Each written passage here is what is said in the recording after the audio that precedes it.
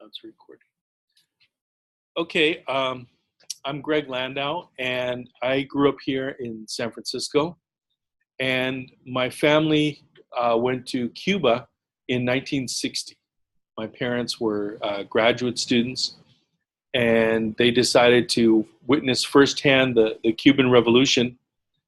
And I went, and I was 5 years old.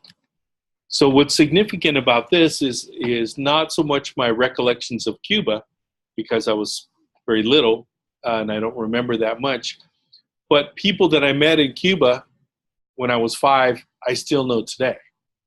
That I have a long relationship. And I went back.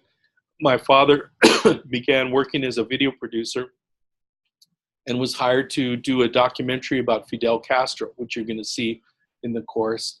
And while he was doing this, he was there for 2 weeks doing the filming, and Fidel Castro never showed up for the interview. The last night that he was there, Fidel came to the hotel and said, "Listen, Landau, I've been busy. Che's death and the invasion of Czechoslovakia and all these different things going on. But listen, send your crew home and you stay, and you can use a cameraman here. And whenever I have time, we'll go out and you can follow me around with your camera," and which he did for 8 months. So this time they put me in a boarding school. So I went to the National Art School, Escuela Nacional de Arte in Cuba, where I studied music, and I was 13 years old, and spent time there in the Cuban school system, and went to do work, agricultural work. Students were sent in the summers to work on farms, to work and do agricultural work. And the idea of this was that city kids learn where their food comes from, and to experience some of the pain that country people live. Where does your food come from? How does it take? What does it take to create it? And again, this was an important lesson for city kids. Probably be something really interesting to see if they did this in the United States, what would happen. Yeah, yeah. Forcing them to work in the hot sun, picking weeds, and you gain a new respect for your food source after doing this. So I spent time in Cuba and came back to the United States. I began studying at Mission High School here in San Francisco, and began playing music. So I had studied music there and began playing guitar in local Latin rock bands, and was part of the Mission District music movement of the 1970s, and became politically active at Mission High. This was during the Vietnam War, and we had protests, and there was the Third World strikes, and a lot of stuff going on. Became politically active, and also began working with Nicaraguan solidarity groups. There were groups, many young Nicaraguans living in the mission, whose families had been exiled by the Somoza dictatorship, and were working with supporting a guerrilla movement to overthrow the Sandinista, the Somocista, the Somoza dictatorship in Nicaragua. And I began working with them. There was a lot of neighborhood organizations, and I began touring with the singer from the group Malo. I'm a guitar player, and I began touring as a guitarist. And then I decided, after a while, to go to college, and I got into UC Berkeley, where I studied sociology and Latin American studies. But I was working full-time as a musician, playing in clubs and studying in the morning, studying at school. And I realized as I was playing salsa music and playing Latin music in clubs, that there was something I was missing, that there was something, I wasn't understanding something about the music. There was more to it than I was understanding. I began to analyze the lyrics, thinking about it, asking questions of the older musicians, and I realized there's more to it than I'm getting, and I need to find those answers. So at UC Berkeley, I began looking for people who could help me find the answers to this, to kind of dig deeper into the music. What does it mean? What does it represent? And I found a Brazilian folklorist named Paulo de Carvalho Neto, and he was teaching graduate courses at UC Berkeley. He had been exiled from Brazil because he wrote a book called El Folklore de las Luchas Sociales, which is a methodology of studying Latin American folklore, which was very popular in Latin America, which like Eduardo Galeano, got him exiled from his country. He ended up teaching at UC Berkeley, and I would follow him around campus all the time. He'd go to his office, and there I am, waiting for him with a cup of coffee for him. He'd go to get his dry cleaning, and there I was. I'd follow him around campus asking him questions. And he's like, look, you're too ignorant. I can't even really explain it to you because you're too ignorant. You're a freshman. You haven't read anything. You don't know anything. You can't even comprehend what I'm talking about because you need to do this base work. You need to read these books and you need to educate yourself. And I can't even deal with you. So he took me to the library at UC Berkeley where they have every book in the universe, right? I mean, it's a huge library with texts from everywhere. And he said, let's go to the Latin American culture section. And we go into the library up to the dark stacks, and there it is. He says, see these books? These are the books about Latin American culture. This many books. Where are they? Why are there no books about Latin American culture? And we started looking at some of the books, and they're almost unreadable. They're in this really dense academic language. He said, well, it's very dangerous, as my example, exiled from Brazil for writing a successful book that wasn't even there in the library. The books had been burned, right? That it's very dangerous. That the elites in all of these countries don't want people doing this kind of research because within the texts of Latin American culture are the seeds of resistance. That every example of Latin American culture is an example of resistance. Buried within the text is some example of resistance. And these are the seeds that are passed on from generation to generation of how to resist oppression, how to protect yourself from the rich and powerful. And these are things that people don't want doing, and they actively will subvert any work that people try to do. So I began reading. He said, read this book and then read this book and read this book. And I began reading Fernando Ortiz and Batiste and many of the scholars in Latin American folklore and culture. And it's very tough. Reading these books is very tough. I had learned Spanish. My mother is Colombian American. I had learned, kind of like many people, how to speak to your relatives and kind of street Spanish and not really knowing the grammar. I began taking Spanish classes to be able to learn, to be able to read the books, to be able to decipher what they're talking about, talking to other people. And finally, as a senior, I was able to take one of his classes because he taught graduate classes. And he was tough.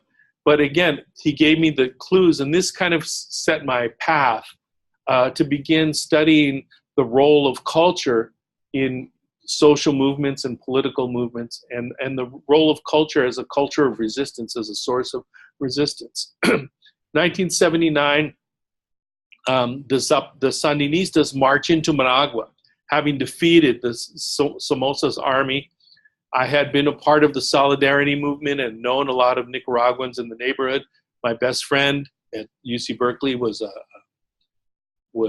fighter who was wounded and came back, and so I felt very close to the movement. And 3 days after the triumph, I get a telegram inviting me to go work in the newly founded Ministry of Culture of Nicaragua. And here, as a recently graduated college student, to have a job offer, it's like, wow. Even though it was $10 a month, it was a great offer, and I went. So I moved to Nicaragua, began working in the Ministry of Culture under Ernesto Cardenal, who was a liberation theology priest, who you're going to read about in the book, in the folkloric research department, basically doing what I had been training to do at UC Berkeley, going out and doing research in the field about Nicaraguan culture and part of the cultural map of Central America. And so this is something that I began doing, and about 2 years in, or a year in, it became too dangerous to do this kind of work, to walk around the countryside with a notebook.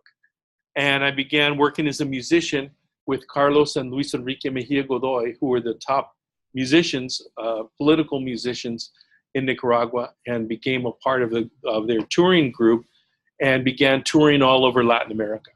And I went to Argentina twice, and Uruguay twice, Brazil 4 times, Colombia, Venezuela, Ecuador, Panama, Costa Rica, Guatemala, Salvador, Cuba, Mexico many times, all through the United States and Europe. 35 tours, participating in seminars, conferences, festivals about Latin American culture.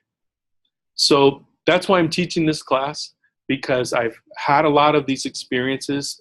I've seen a lot of these things. I'm trying to share this perspective with you, something that I've learned, that I've experienced, and being a part of these movements, being inside it, gave me a very different perspective than many of the professors that are sitting in an office looking out the window. I was there.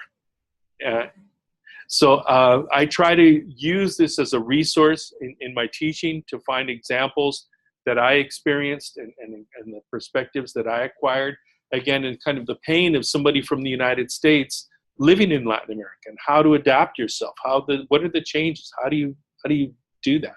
The same way immigrants to the United States find a lot of pain trying to assimilate into the society here. And again, I was doing the opposite, right? Trying to figure out, how do I fit into this place? So this course reflects that. I came back to the United States in 1989 to get my doctorate at UC San Diego in the Department of Communication about how people communicate. And I began to look at the way art and culture communicate ideas. And that's been my focus. And while I was writing my dissertation, I have kids, so I was working, and I got a job as a record producer for record companies. Started working as a record producer, producing music recordings for record companies. They would give me a budget and say, find this artist and help them make the record and something commercial we can sell. So in 1995, I scored a hit record with a record called Ritmo y Candela of 3 generations of Cuban drummers. It was nominated for a Grammy. It was a commercial success, and said, well, maybe I don't want to be an academic. Maybe I'll be a rock star instead. And I put my studies on hold for a minute, and I did another one the next year with another group of Cuban musicians that was also nominated for a Grammy. I was hired by Warner Brothers and began working. I went to Peru and produced Susana Baca for Warner Brothers, Afro-Peruvian singer. It was a huge success. But in this process, I realized, working for Warner Brothers, this is not what I want to do, because I realized that I was participating in a machine that I didn't agree with. That we were sent out kind of as on a safari to find the exotic white rhinoceros, right? This exotic example of culture, and kind of packages, put in a cage and bring it back. And I said, this is really not what I want to do. Came back to academia, began teaching at UC Santa Cruz and here at City College, and I've been doing this ever since. I continue to produce records and to work on music, and I produced over 100 CDs, 8 Grammy nominations, film soundtracks. I was the music supervisor for the film La Misión with Benjamin Bratt. The Other Barrio, done stuff for HBO and a lot of stuff. Worked with a lot of local groups. Worked a lot in Mexico. I produced a Mexican rock band called Maldita Vecindad. It's a big, famous rock band in Mexico. I did their last record, and many other things. So I continue to do that, kind of juggling both things. I teach because I like to have health insurance, and I like to and I like to interact with students. It keeps it fresh. And again, I did all this training for something, and continue to do the music at the same time. And I lead the study abroad trip to Cuba every year, City College. We go to Cuba in June. You're welcome to come with us. Come with us. It's 10 days, I think, around 10 days, and we go to Cuba and see things, and I know a lot of people, and we interact with Cuban people, Cuban music, dance, film, theater, politics, and it's a lot of fun. Kind of a life-changing experience. So anyway, my mother is still alive, is a Latina poet in the Mission, Nina Serrano, one of the founders of the Mission Cultural Center, who's written a lot of poetry and does radio shows. And my father passed away was a filmmaker who made over 50 films, many of them in Latin America. So that's what.